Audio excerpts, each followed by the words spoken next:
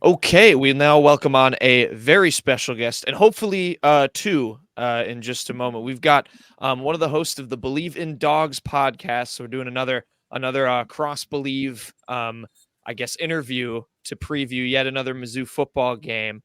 We've got Corey Burton with us. We're hoping Israel Troop might join us a little bit later as well.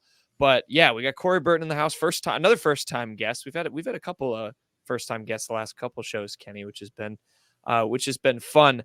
But like I said, Corey from the Bleav in Dogs podcast, welcome to the Unwritten Rule foremost, and thanks for popping on. We got a big one here on Saturday.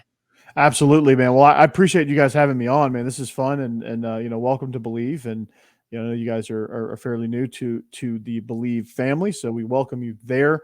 But yeah, Israel's probably in a tree stand somewhere. It's hunting season, and he's a big outdoorsman. I'm hoping he's got a story about some hog he killed or a 10-point buck that he nailed or something like that. So we'll look forward to hearing from him on that. But yeah, man, we got a huge game this weekend. Yeah. And judging from last year's contest, it's only going to be a little bit more interesting. So, yeah, definitely. And I'm going to start in where I think Mizzou fans, or at least the three of us, our co-host Peyton as well, got the most annoyed. How fired up is Georgia going to be that the CFP right before they played Mizzou decided to put them 2 instead of 1? Because we saw that and lost our minds because we're like, well, now Kirby Smart, who's notorious at making this team feel like the underdog every year, now has a number by his logo to show everyone and give some bulletin board material. So I'll start there. Were you surprised to see them ranked number 2, and how is that going to affect them being fired up for Saturday? I was a little surprised to see them ranked number 2 because they've been number 1 for so long, 25-game win streak, back-to-back national champions. Like, I figure all that would kind of play into the ranking. I mean, I know we haven't played as well as people expect us to. But silently, Carson Beck's had a really tremendous season. But on the Kirby Smart thing, I guess that's the thing that people want to hear about more. I do another show called SEC After Dark, and this came up. The rankings came out right before our show last night, and yeah, I was stoked to see Georgia number 2 for that reason, because Kirby's, Michael Jordan in the Last Dance, where every time he talked about a game, he said, "Yeah, and I took that personally." Yep. Like, that's Kirby Smart. He's like, "Yeah, and I took that personally," and so you feel bad for the next opponent, and I bet you guys are wishing we played Ole Miss this week instead of y'all. But yeah, I mean, you couple that with the fact that last year's game came down to the wire the way it did. He won't leave any stone unturned in this one. I like that the college football ranking is a little bit different than AP. We get to see something that's not the exact same almost, but no one's beaten Georgia 2 years. I understand they may be more analytically driven about what's going on this season. They put Ohio State up there. Teams won back-to-back natties, and you're going to put them at 2. They haven't lost a game in 2 years. That's just silly. Where I kind of want to start with this next question is looking at some of these offensive weapons. Brock Bowers, talk of the town. This guy's going to be an NFL player someday. He's going to play on Sundays. With him being out, what does this offense kind of look like, and who are the main targets? Well, the offense is a little bit more spread out now with him being out. Oscar Delp had a tremendous game against Florida. I don't know if you guys watched that, but he was actually filled in quite nicely for Brock Bowers. Didn't have as many targets probably. The targets got spread out more evenly with Brock Bowers out, but some of the ones that he did get were just as good. The reps were great. He was really good in the RPO game and had a really nice one-handed catch there. But look for more of Ra Thomas. Look for more of Dominic Lovett. Look for more of Ladd McConkey. The run game got going really well. Kendall Milton and Dejon Edwards are finally fully healthy, and that duo of running backs is really potent. So it's just more spread out, honestly. So not one person is dominating the touches. And I think Carson Beck is finally comfortable enough that he doesn't necessarily need that security blanket that Brock Bowers was early in the season. Now he's a little bit more comfortable with the system and some of the reads, especially some of the downfield reads. So that's good to see. And I was kind of worried about it against Florida, but it ended up not being an issue because, again, he spread the wealth. Got to ask about Dominic Lovett, though. You name dropped him there. This is a He's facing his former team now. Doesn't seem like there's any bad blood, just looking for a better opportunity. Yeah. I mean, how has he kind of looked this season? We haven't heard his name really at all. And that's a lot because everyone was trying to get comfortable. He was trying to get comfortable in the system. Carson Beck was trying to get comfortable with his reads. They were kind of trying to figure out, okay, we got these two new weapons, Dominic Lovett and Ra Thomas, and we're going to try to figure out how to get them into the scheme. We had some injuries, some things going on. The offense didn't click early on quite like we thought it was going to out of the gates, but he's really kind of fit in quite nicely now. He's really good at the short and intermediate routes, the crossers, and the things that really just kind of get him out in space. He's been really, really good at that. The opportunities have been more limited than he probably hoped that they would be, but he's contributed very nicely. He's added a really good horizontal and vertical threat to our offense. Mizzou fans aren't going to like that. That's they probably won't. So let me ask you guys about Dominic Lovett. What was I didn't watch a ton of Mizzou football last year with Dominic Lovett. I knew he was a problem for us. What was he like week to week? How did he fit into the scheme there? Like you said, I mean, it was not just verticals, horizontal. He put it well one time. He was like, I'm just shifty. I can make moves. I can find space. I can find holes in defenses. And that's just who he was. We weren't really expecting such a big year from him last year. I mean, he was a guy that was committed to Arizona State before he flipped to, stay home. I guess he is technically an Illinois kid coming from East St. Louis, but an absolute character too. Like, he's not just, the stone cold guy. He laughs. We talked about it before we came on here about a quote he used to always say, dropping his nuts and letting him hang. And that's just who he is. He was just a character on the field, and just playing into that offense is that, he was just always open. And it was, Luther Burton was the talk of the town, the freshman coming in, having a good year. But Lovett was just incredible last year. And he was the one really turning the heads to the point that he was going to find a better situation elsewhere. Yeah, I guess Jack, what I saw was he kind of saw the writing on the wall. I mean, I think with all the Drinkwitz stuff at the tail end of last year where he wasn't sure that did the hot seat stuff kind of play into that, you think? I think it almost feels, I guess now, and it's easy to say this now with how good Missouri's been, is it almost feels at this point like a win-win for kind of both sides where I think there were some questions initially about Drinkwitz and maybe him not having, as much faith, but I think from the Mizzou side too, it's ended up working out well because now, you've brought Theo Wees in and you've been able to unleash Luther Burton in all these different ways, sort of because you didn't have another mouth to feed with Lovett departing. You had to sort of switch things up. And then, obviously Drinkwitz has sort of recovered from that. I don't think, it was directly correlated to just Drinkwitz and him leaving, but I think he saw an opportunity, and then Mizzou, has sort of taken advantage of it as well, being able to sort of restructure their offense with him gone.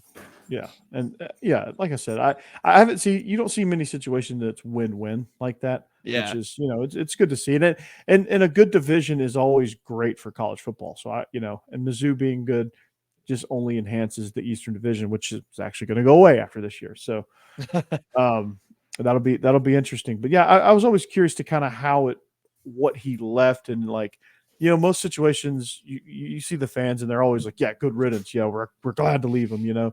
We're glad that he left, but it just seemed like that you guys didn't want him to leave, but were able to just say, okay, he's gone. There's nothing we can do about it. We just need to retool and go. I think he kind of also looked at the situations around him. Luther Burton, of course, top recruit in the nation coming in, and he's making some good money. And NIL can also drive it. That he was seeing this, and this guy's doing really well. But I'm also having an incredible season, and there's really nothing for me right now, just offered wise. And he kind of went somewhere where it's not just winning, but he can also build for something for his own future.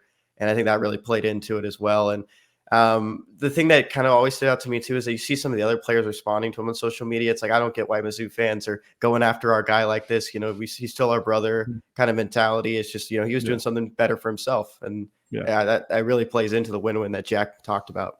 Yeah, we experienced the same thing with A.D. Mitchell. A.D. Mitchell went to Texas, and I don't blame him. I mean, he got some NIL stuff and he wanted to move on, and he spent some time in Texas. He grew up in Nashville, I think, but he spent some time in Texas as well right before he came to Georgia. So like a little bit of that is he probably wanted to be closer to where I guess he's from now. And so I don't blame him there. And Texas has a lot to offer in NIL. So I've always been a big fan of A.D. Mitchell, and he won us 2 national championships. So I can't really be mad at him. Yeah, I think, Kenny, you can, if you remember who said that, I think someone said this week, they were asked about playing Lovett again, and they were just like, he's just another number when it's all on the field, which I think is the answer. That's like, it's nothing really personal, but also like, like we're not going to like love him or, heap the praise on him. We got to beat him on Saturday, but also like, it's not, there's no beef there if that, yeah, I see it as all love during pregame. And then once the game kicks off, yeah, it's all business. We're coming after you. Like we're going to beat you. And then when the game's over, we'll dap it up and hug again later, and we'll talk and chop it up and whatever friends do after the games, and it'll be that. That was the biggest thing that Drinkwitz really pushed last year, and same with Blake Baker, the DC, is that it's a nameless and faceless opponent. You're going in, it doesn't matter who it is. It could be an FCS school, it could be Alabama, it could be Georgia. It doesn't matter. Everyone's going to be seen the same, and you start each week 0-0. And that's what there's something to prove is you're going in 1-0. And, we talk about, just like the going in, showing no emotion. I don't know if you remember this last year, but there was a little skirmish on the field pregame. Jalen Carter. Yeah. Jalen Carter kind of get into it. Some of the linemen didn't really turn into much, or maybe some chirping going back and forth throughout the game. But I remember seeing that. I was kind of surprised. It gave y'all juice. It gave y'all a lot of juice, I think. It did. Yeah, for sure. Yeah. I remember that I remember thinking like midway through the third quarter going, why did we do that? I think Jalen Carter also missed time in that game too. He got banged up. Got banged up. So he got banged up. Yeah, for sure. Yeah, I go ahead, Jack. Oh no, I was gonna segue, but I do want to hear if you have any other take on that incident, because that did give Mizzou juice big time. It did, and you hate to see that kind of stuff happen pregame, but football's a highly emotional game, so I'm not surprised. I mean, nothing too brutal was done, or nothing major was done. It's just a little skirmish there, and it happens. It happens in a lot of places, and I'm not mad about it. But even if we would have lost, I'd have been like, well, it is what it is. He gave him some juice, and we couldn't live up to the hype, and we never. And that's kind of how I saw it. Yeah. And I do want to zero in, because it's all fine and dandy for Drinkwitz to say to his team that it's a nameless and faceless opponent. I'm not going to say that. It's Georgia. And I want to zero in on, you talked about Bowers a little bit, and then Carson Beck's development as well, because I think, a lot of maybe just college football fans in general, maybe not even necessarily Georgia fans, but a lot of people maybe are like kind of hit the panic button when he went down. And you seem to like, and I think other people I've heard this as well, is like, Beck seems to have really come along and started to, find his groove with the rest of this offense. Even just looking at it from a bigger picture perspective, I know you have Mizzou right in front of you on Saturday, but like, is this still a team that, if Bowers with him out kind of in the long term, like, has Beck reached that point where he can be a CFP, a SEC championship winning caliber quarterback with the squad he's got around him? I don't see why not, the way he's dealing. I think he spent so much time in this offense, and even before he started, I think he got really comfortable with what things are going on. I mean, it's still the same scheme. It's still the same playbook that Todd Monken left behind. It's just a different person pulling the strings. And, Mike Bobo has been really, really good at quarterback development. That's one thing he's always been good at. Now play calling and things like that, sometimes he gets lost in the flow of the game, and I think he loses touch with the game, and he gets a little systematic. But I think as far as like developing what the reads are and getting him comfortable in the pocket, and him understanding kind of how these concepts are supposed to develop and the timing of everything has been tremendous. And, a lot was said about the schedule early on, but it did help Carson Beck get settled in. We were supposed to play Oklahoma, by the way. I got to make that known instead of Ball State. But it's I would say as of right now, I would feel comfortable going into a CFP game against Florida State with Carson Beck under center. Yeah, absolutely. Yeah. It's hard to imagine there's many weaknesses to a Georgia team, but it's definitely like a different Georgia team than it was the last 2 years. Things are ever changing in college football, but what's an obvious weakness? There's maybe something to look out for on the offensive side.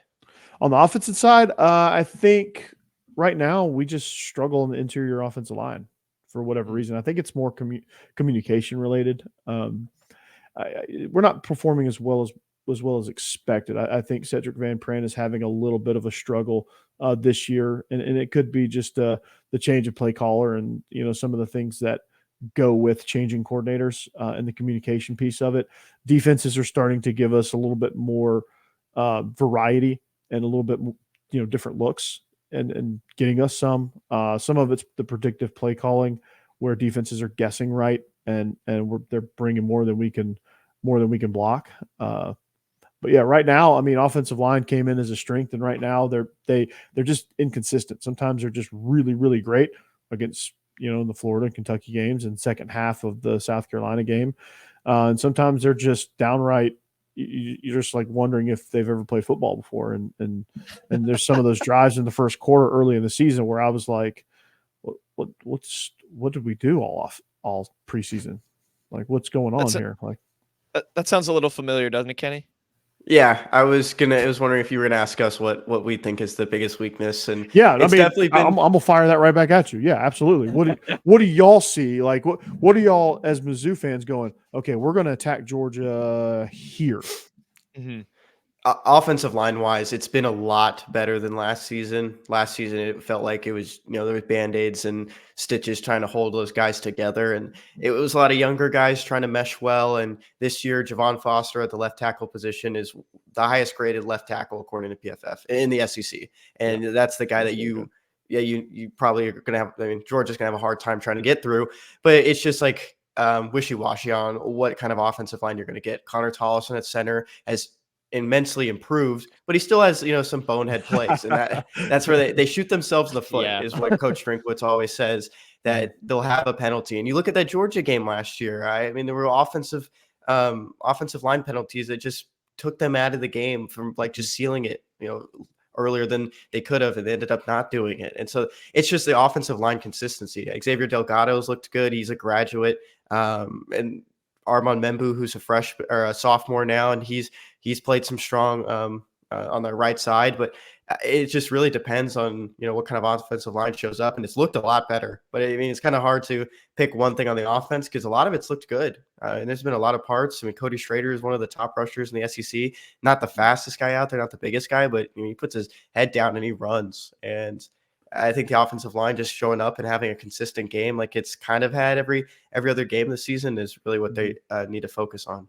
Yeah, I was going to ask about the rushing attack because you had Tyler Beatty last year, and 2 years ago, yeah. Oh yeah, 2 years ago. Who's the guy last year? Cody Schrader, same D2 transfer from guy. Truman.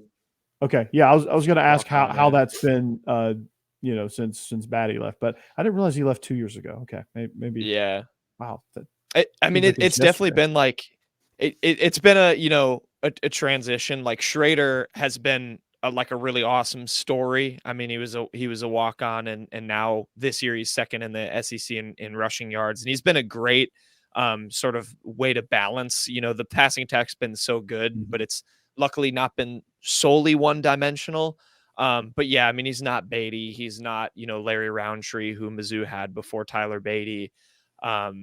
It's but you can get an explosive play here or there from him, and especially in the red zone, which I think when you ask like the weak spot, I know that's like I've heard at least that Georgia is somewhat inconsistent on defending that area, which to Eli Drinkwitz's point is I think he said it best. It's mostly because teams rarely ever get down there against Georgia, but that's an area where Mizzou, I mean, they have one of the best red zone offenses in the country.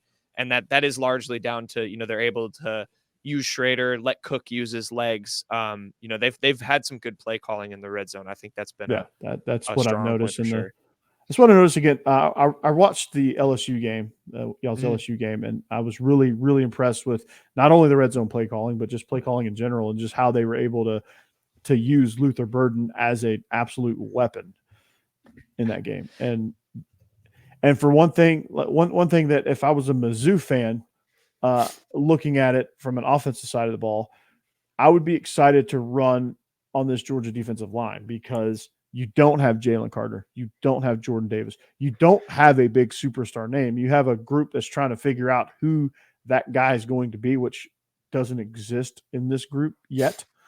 But it's been very inconsistent on the defensive line where we get gashed at times and we make big plays at times.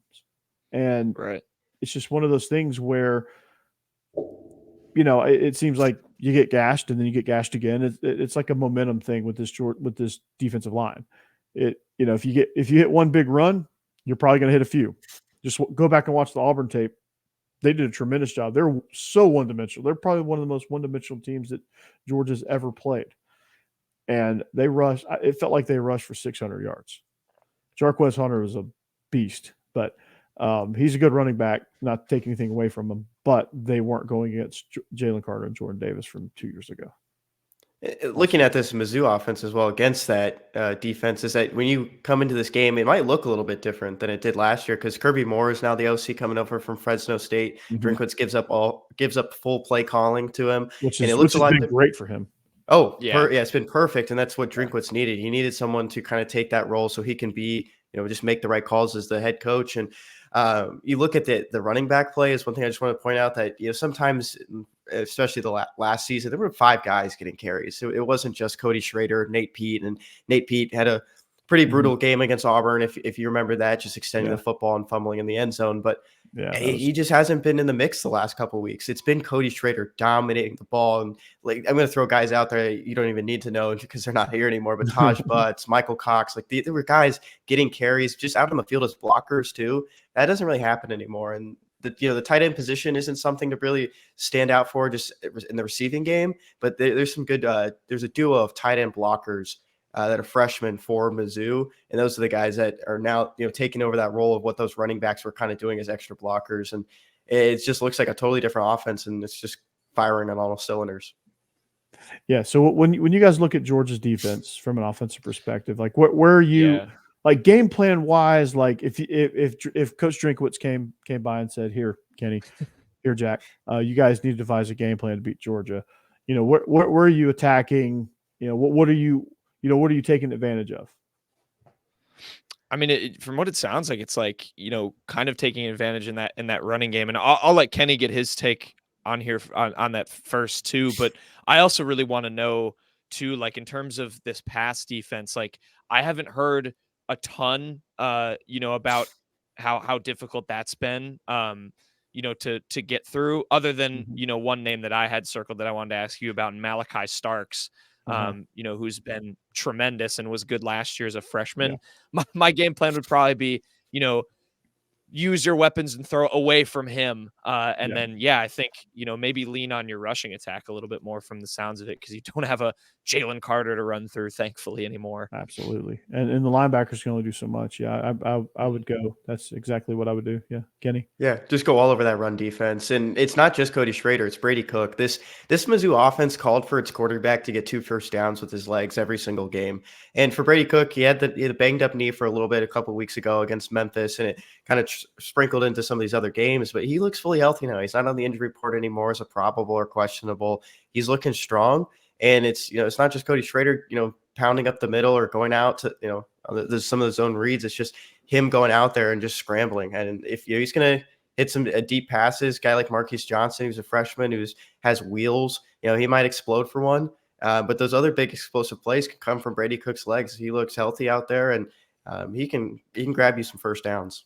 Yeah, no doubt. I mean, I've seen him run. He can do it. I mean, he's not a Michael Vick by any stretch, but he can certainly get it done. And Jack, a couple other names in the secondary that need to that you need to be aware of is Kamari Lassiter out at corner. He's been he's our all conference guy out there. He's been really, really good. Javon Bullard, who's been banged up for most of the year, comes back. He plays the nickel. He's extremely physical. If you remember in the semifinal last year against Ohio State, he's the one that put the hit on Marvin Harrison. And as much as Ohio State fans cry about that being targeting, it was not. He was pulling his head away. I mean, he was like leaning his shoulder extra. and he made shoulder to Mhm. shoulder contact, and it wasn't a blind side at all. I mean, the refs overturned it, so like I feel good about that. So he's just extremely physical. He just hits, and people Yeah. aren't used to seeing that. And so him playing in the nickel, he can cover most receivers. Now, Luther Burden is a problem for Luther Burden is a burden for anybody. Doesn't matter who you are. So that's going to be a tough ask, regardless. But one thing that Georgia does well in the secondary is play man coverage. They don't play zone very well, and again, they communicate worse than the offensive line. It's almost like they just leave these huge gaps, especially on the seams, the curl zones and the dig seam area. They just leave a bunch of openings, and Israel and I will text back and forth throughout the games and be like, most every game, at least twice, maybe 3 times a game, the words "we suck at zone coverage" probably come across our text chain. And I don't understand why we're so bad at zone coverage. We've got athletes. Maybe they just, I don't know. Maybe they're hyper aggressive. Maybe they don't understand the coverage schemes. Maybe they don't understand. There's something there, and it's probably a communication thing. It's probably an above the shoulders thing. Yeah, that I was curious to know about that. So like, then you go back to the scheme ideas. So it's like, that's a nice thing with having Kirby Moore now is you can throw in some of those maybe more complex play calls to try and, when they're in zone, take advantage of that versus like just going man up, because it seems like Georgia's going to win a lot of those battles. Because Georgia's I've going to bring also heat. They're going to bring right, heat. right. Coverage They're going to too. hit. So, Yeah. so I'm curious about that. Does that make you a little bit more confident? I mean, Luther's whole thing is yak. Like, you get the ball to him in the flat wherever you want to throw it to him, and let him, let him do his thing after the catch. Are you pretty confident in that matchup with some of those DBs to be able to put a hit on him and prevent him from doing that? Yeah, no doubt. Kamari Lassiter is also very physical too. I mean, those guys love contact. Malachi Starks loves contact. And I think if they can keep Luther Burden from getting going after the catch, then they shouldn't have any issues with him. Let him catch it short, tackle him before he really gets going, and you make him earn every single yard.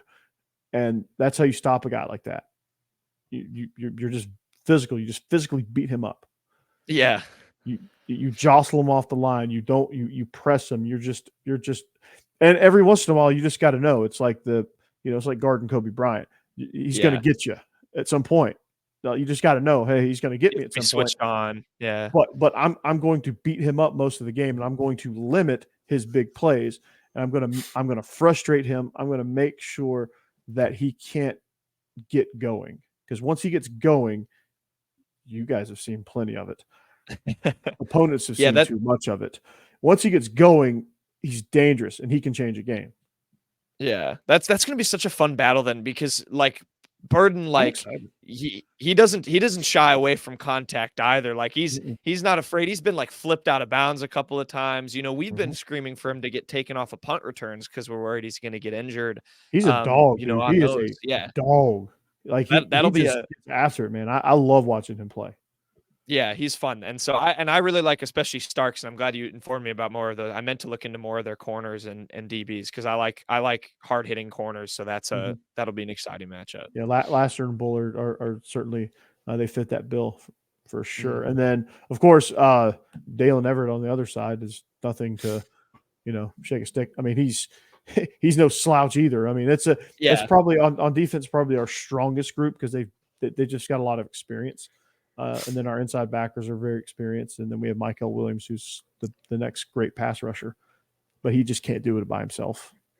Sure. I'm glad you really touched on the secondary of Georgia, because that's a big conversation at Mizzou as well. As how is the secondary going to respond against a quarterback like Carson Beck, against an offense like Georgia?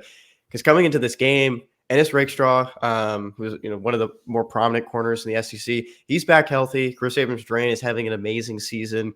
He's had his name called hundreds of times now. If you look at the safety position for the Tigers, Joseph Charleston, Jalen Carley's not having the seasons they might have expected. Tackling has been a big issue, so that might be something to pay attention for on the Georgia side, is seeing how some of these safeties, and especially the linebacker positions, Tyron Hopper kind of struggling a little bit with tackling as well. But Jalen Carley's picked up his first interception in the last game against South Carolina. But those are some positions to really look at. And I don't know who would have been like the best defense that Georgia's faced this year, but have they had really any issues against some secondaries?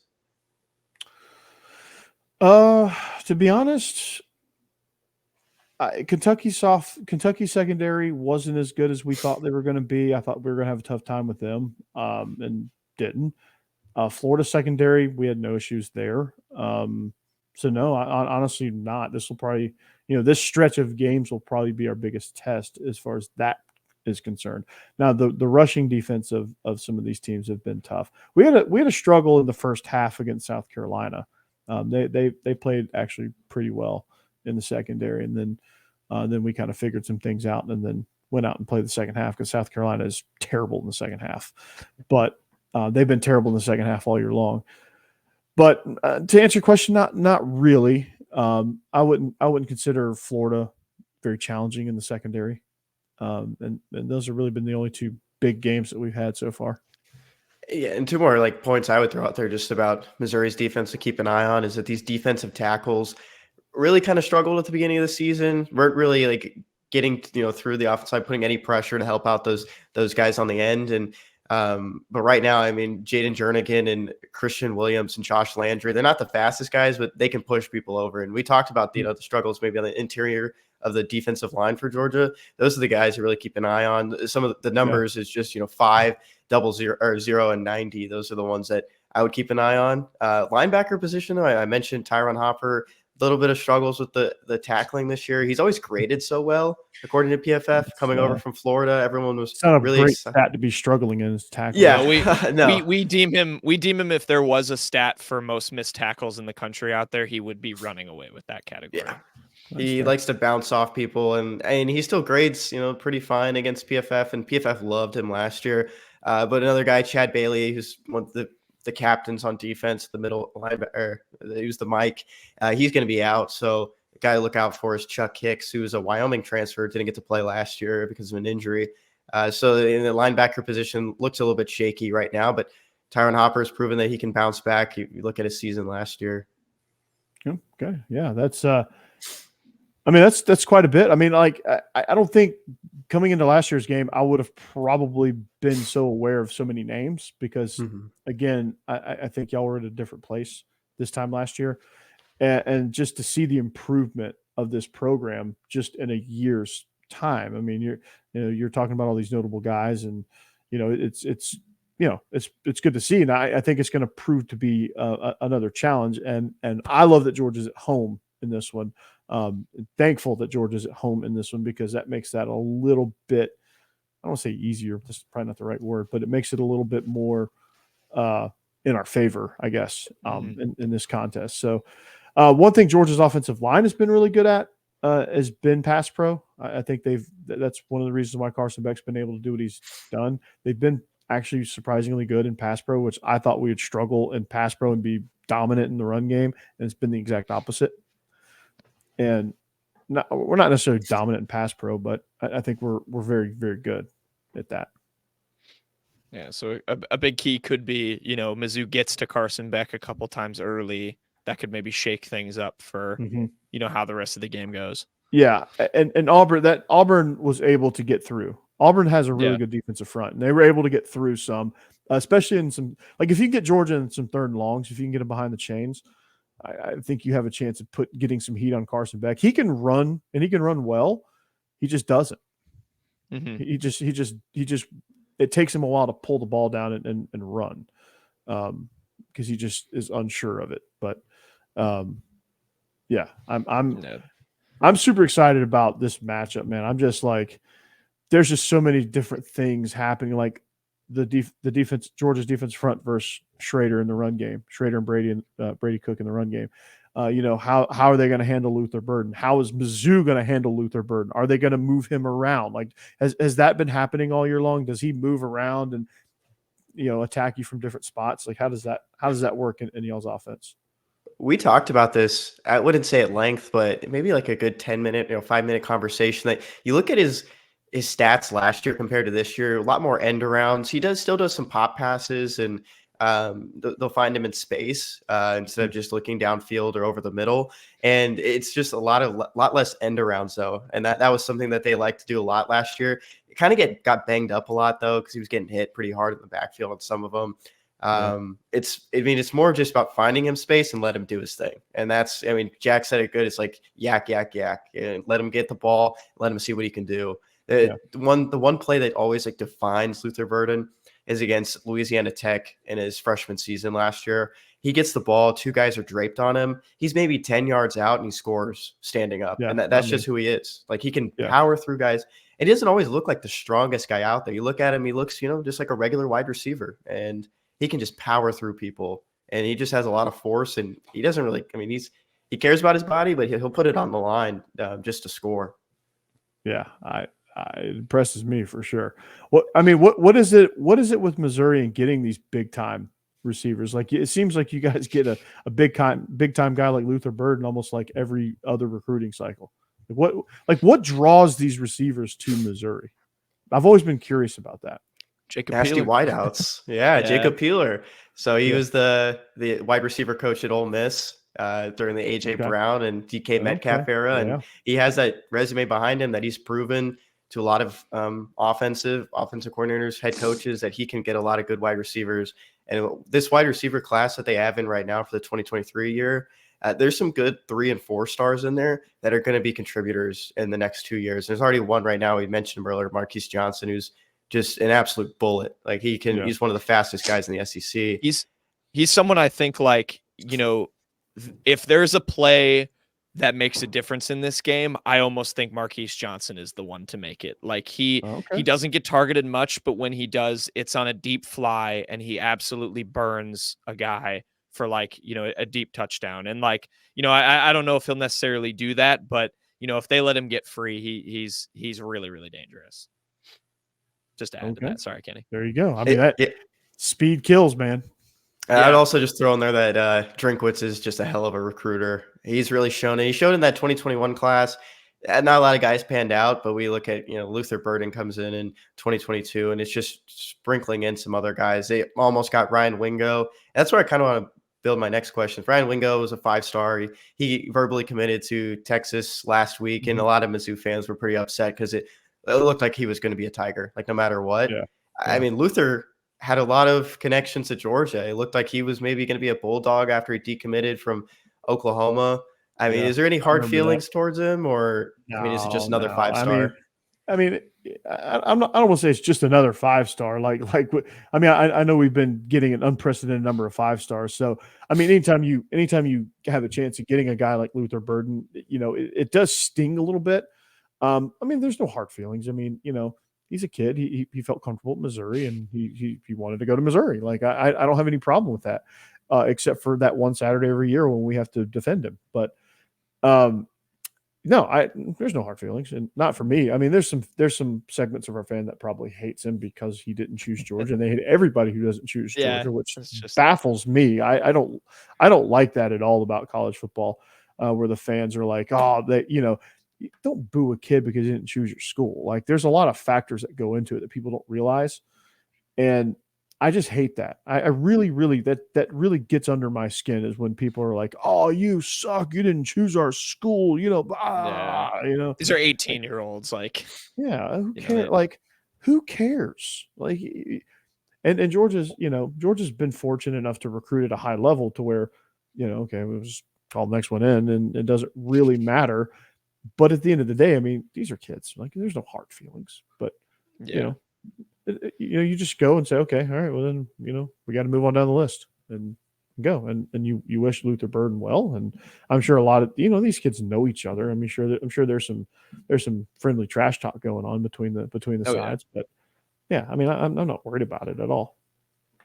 the thing I'll add to, just with like you know, how Mizzou maybe gets some of these wide receivers. It was funny, Kenny brought up Ryan Wingo. It's funny that you asked us that, because you know, I think a lot of the fan base is bitter. We had a long conversation on here about that whole saga and missing on a big receiver. But the I mean, only it thing I'll happens. add It's to, recruiting. Yeah. oh yeah. And the two things I'll add with that is Drinkwitz is also really good at you know, keeping connections, and like Mizzou being even second place for some of these guys has already kind of helped them down the line. Another guy in their receiver room is Mookie Cooper, who went to Ohio State and is originally a St. Louis kid, and now he's back and contributing with Missouri. He transferred because it just didn't work out. That's one thing Drinkwitz is really good at doing. And then Missouri, too, the state passed an NIL law that allows you to start to capitalize on that stuff before you actually get to the school. And that's a huge driver for, a lot of these kids. Cause you know, Luther Burton, you know, he's got the NIL, you know, stuff out the wazoo. We see the ads for it. Yeah. We poke fun from time to time, because when he reads some of the spokesperson ads, it's pretty funny. But it's like a huge, that's definitely a huge factor that helps with driving recruits there too.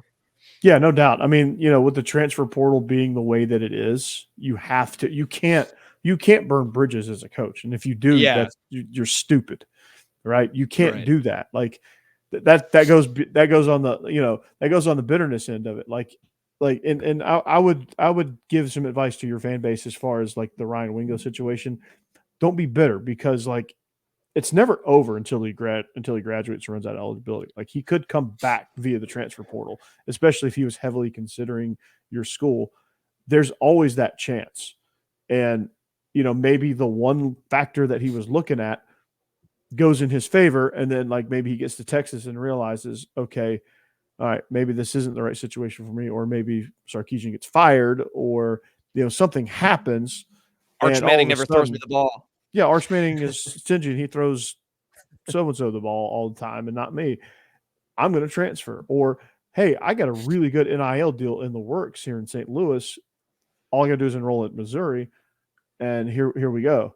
And there's all that plays into it. So, like, just because he's gone now doesn't mean he may decommit. Like, he may end up signing with you guys in December. I mean, or next month. I say in December like it's like way far down the road, but it's like actually in, you know, less than a month. But I mean, it's just never over until it's over, right? And until they leave. So, and these kids probably look at that stuff like, oh God, like I'm so, like they probably look at all the hate that they're getting from, you know, whatever fan base in the Ryan Wingo situation. I'm sure there is a segment of Missouri fans that are throwing hate his way. Hopefully not, but it happens. Like every fan base has that. And he's probably looking at it going, oh, thank God I didn't choose them. Right. Like when guys don't choose Georgia, like I'm pretty sure like they're like, oh, thank God I didn't choose that. You know, good Lord, those fans are freaking nuts, you know? And again, you don't realize it's like the lunatic fringe of your fan base, but again, it's never a good look. I'm really glad you touched on that. Coming from a guy who's watched Georgia football, who's been around, you know, some of the best recruits and knowing a lot about them. It's not the same for a lot of Mizzou fans. You know, no shots at Gary Pinkel or Barry Odom. It's just they never really had some of the top recruiting classes, and now it's like looking at guys like, why isn't this 5-star coming here? And when they, that's a hell of a place to be. Yeah, that's a hell of a place to be.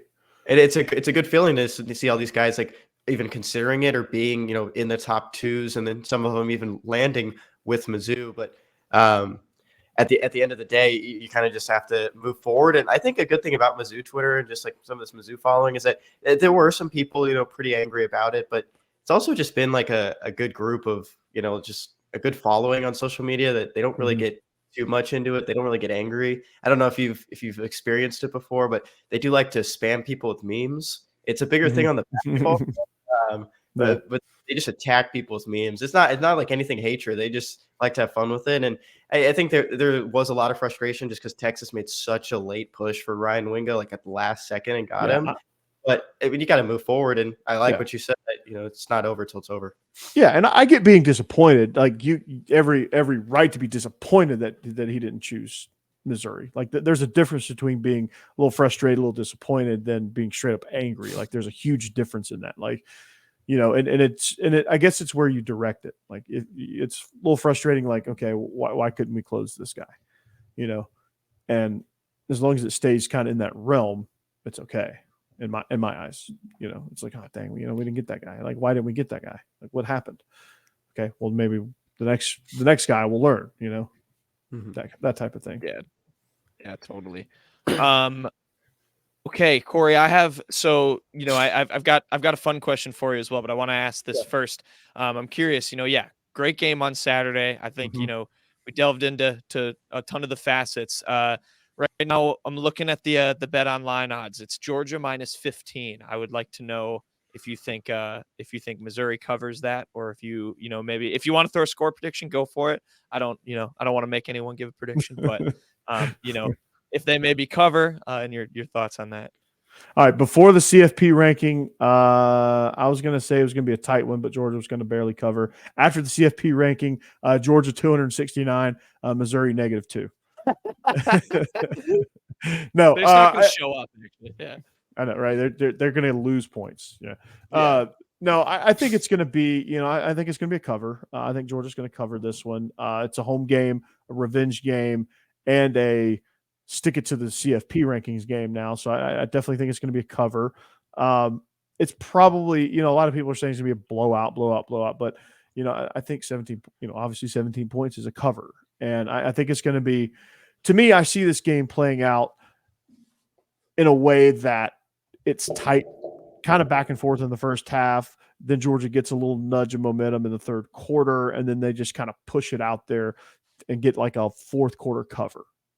That's the type game that I see happening. Like just getting that momentum at home, and that's how I see it happening. What I'm hoping happens is the 2021 Arkansas game where, and no offense to you guys, but I love seeing Georgia do this to teams where they just come out just completely ready to play in a game that you think in no way they're going to be ready to play because this team is really good. It's a really bad time slot, and they're going to sneak up on them. Missouri's not sneaking up on Georgia, not one bit anymore. They stuck up on them last year, almost got them. That's not going to happen again.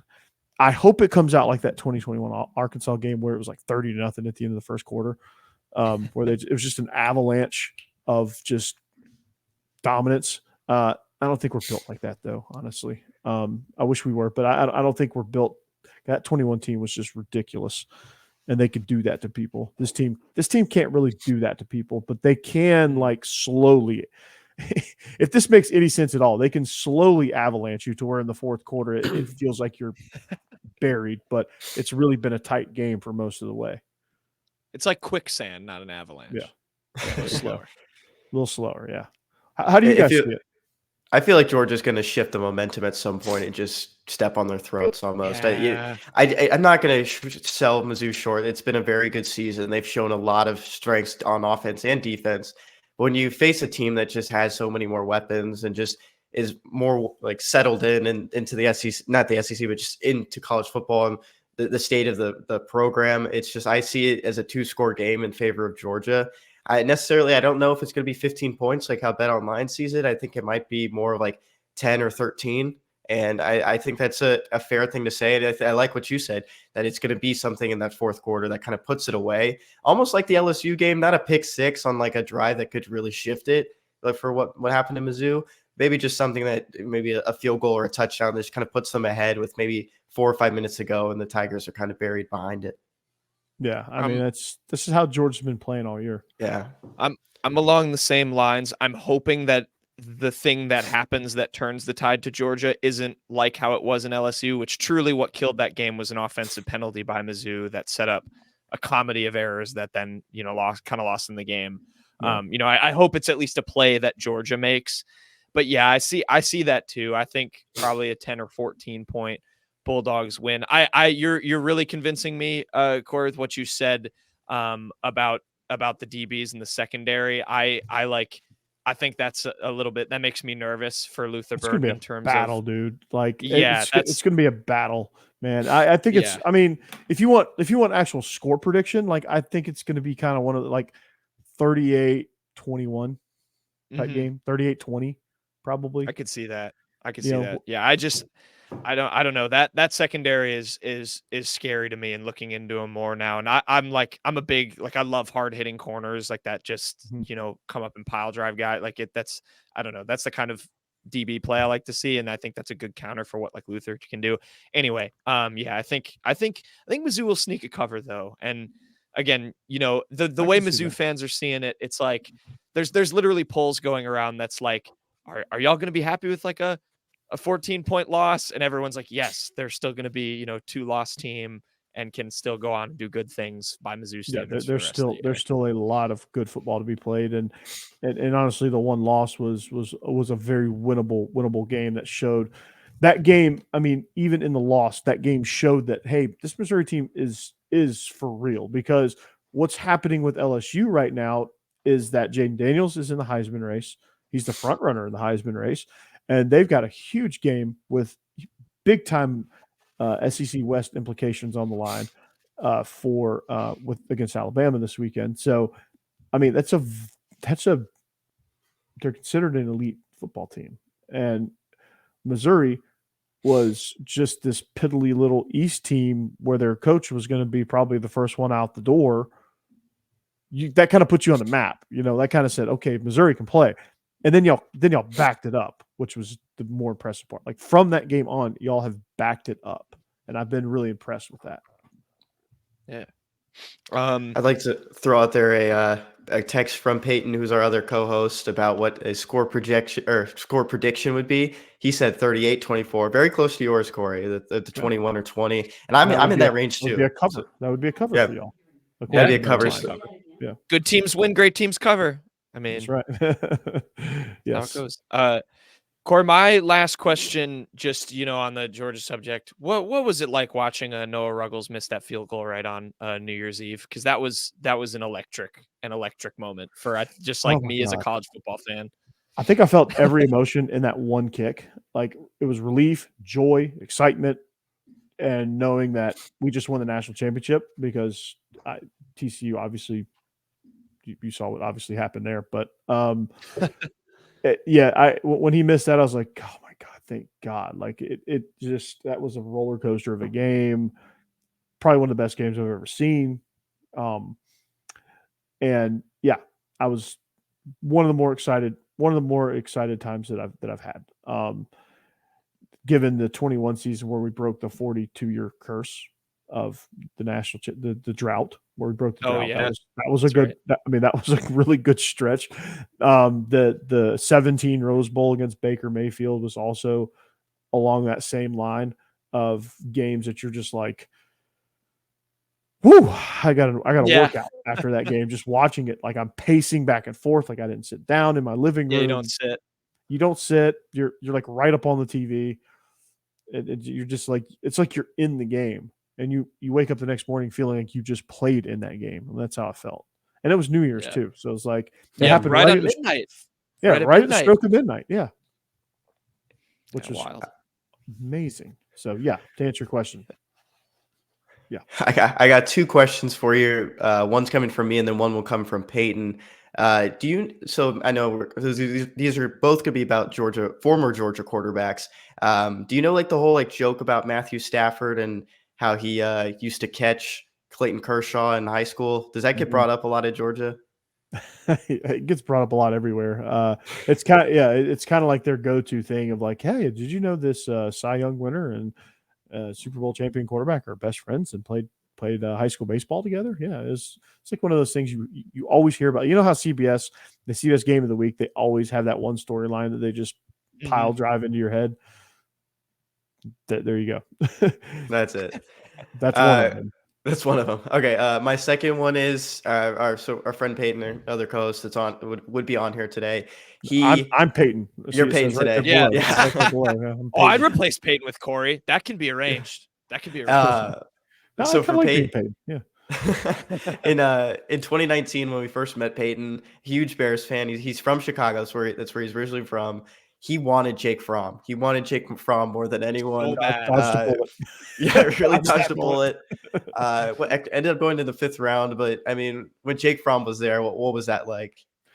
I mean, he was about as solid of a. I mean, I would never use the word spectacular because that's not what he was, but he was just ridiculously efficient. Like he just surgical, lots of poise. Like he was a true leader of the team, but like I said, nothing spectacular, obviously, because he was a 5th-round draft pick that never really. He had like maybe one NFL start and was terrible, and he's now not in the league now. So he was that when he was with the Bills. He was the COVID quarterback that had to like quarantine for weeks, like talking to nobody. So like that's where he was. So I would say, yeah, as a Bears fan, he probably dodged a bullet there. But at Georgia, Jake Fromm was one of the most successful quarterbacks that we had, led us to our first national title berth since 1982. And yeah, we loved him at Georgia. Not much in the NFL, but we loved him at Georgia. I have a go ahead, Kenny. Sorry. He's a TV star too. Yeah. I was pretty interested to see where he is now, actually. He is with Washington. He's on their practice squad. He's on their practice squad. I know. I wasn't expecting that. I know he's been bouncing around the league. I know around. he was with the Giants. I know he's signed with a couple, but yeah, I guess he's with Washington now. One last question. I have to ask this, especially because we're recording this on Thursday. You got Thursday Night Football. I was a huge George Pickens guy when he was there.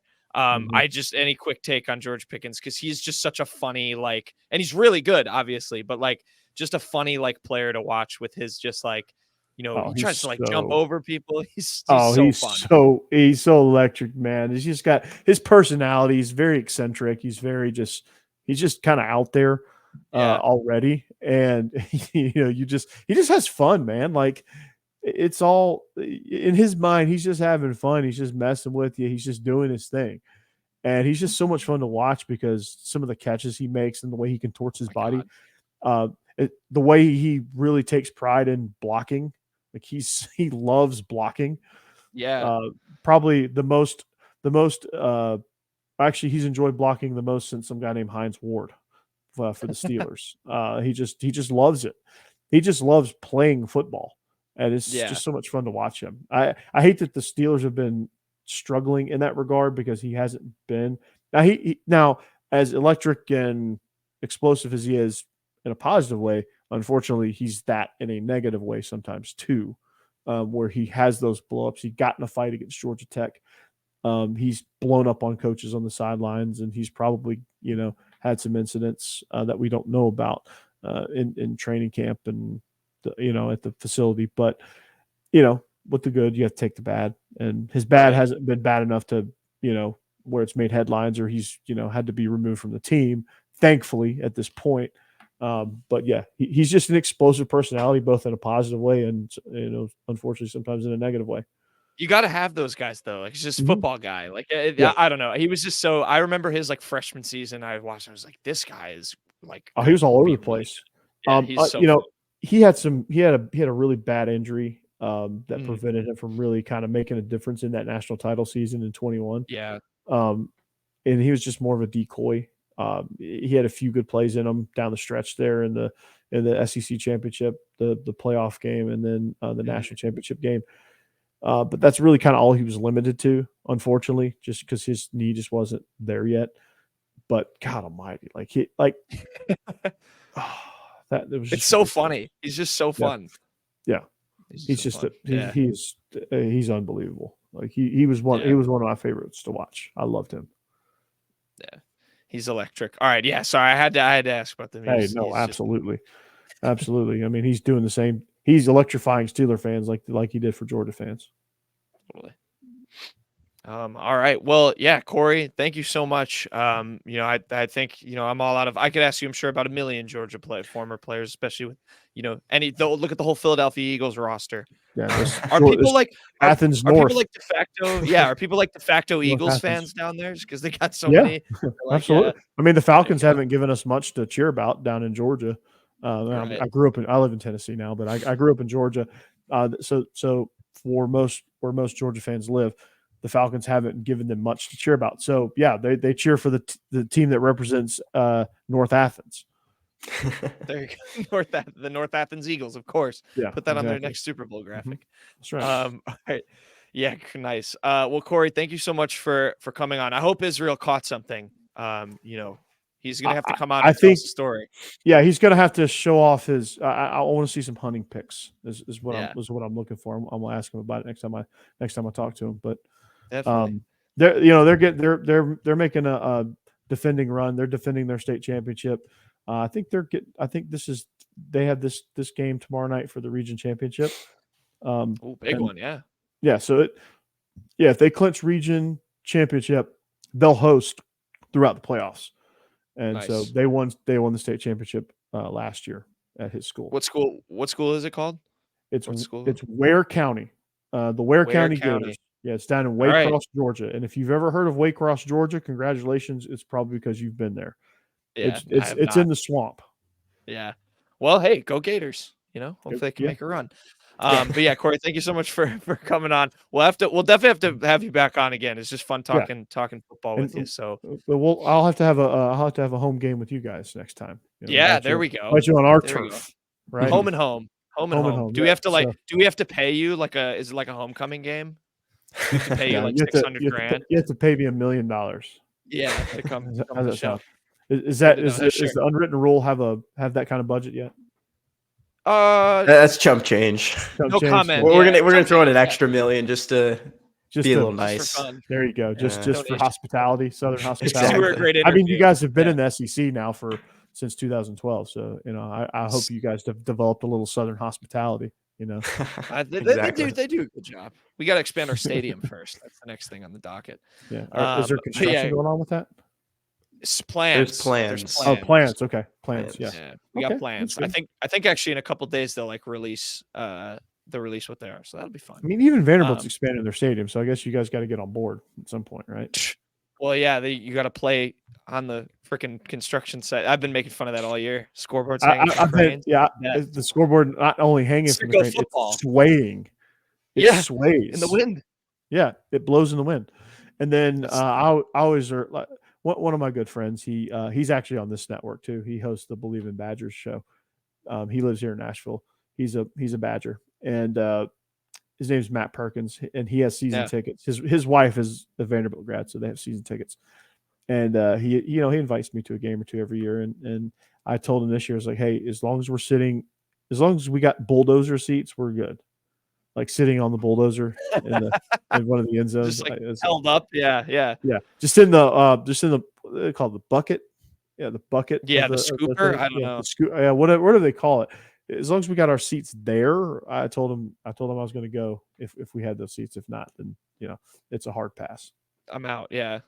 Sit on the top of the crane. Just aerial view.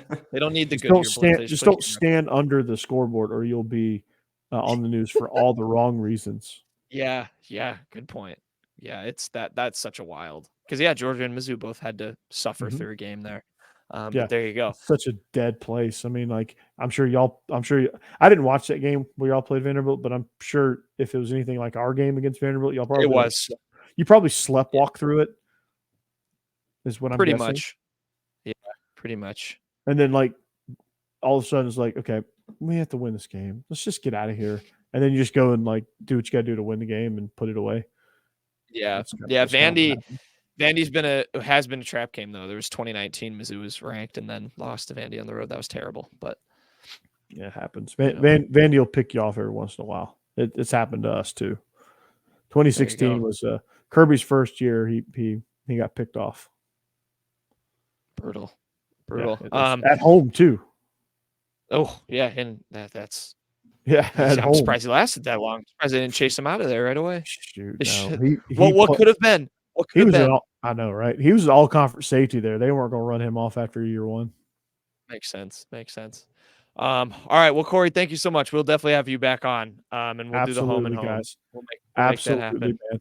I can't wait. I really appreciate you guys having me on. I hate that Israel couldn't join us, but I really do appreciate y'all having me on. And this is going to be a great game. And feel free to check. Obviously, you guys this is your home turf, so all your fans obviously are with you. But check me out on Bleav in Georgia Dogs and also SEC After Dark. We talk about the entire conference on SEC After Dark, so come join us there as well. We go live every Wednesday night. So beautiful. Check us out there. It's a fun show. I host with an Ole Miss guy, Tennessee guy, and a Bama guy. So there you go. good It's variety. Yeah, I love it's a lot SEC, of and fun. yeah, y'all's content's fun. So yeah, everyone go check that out, Mhm. and go enjoy. And with that, the way I'm cutting this show, we will cut over to quick hits. But Corey, thank you for joining us. Yeah, appreciate you.